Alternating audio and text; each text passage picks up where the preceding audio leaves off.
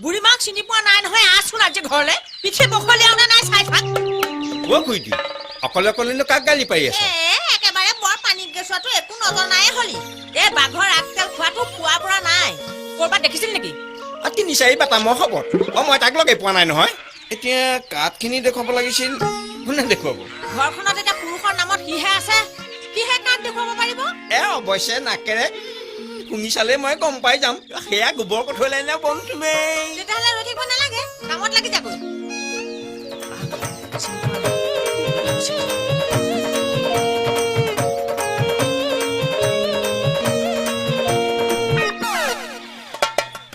ঐ গাঁতত পচা পঘাডাল ডিঙিত মেৰিয়াই ললি যে? জোখ লোৱা পিঠাডাল ঘৰতে থৈ আহিলো নহয়। জয় বিশ্বকৰ্মা।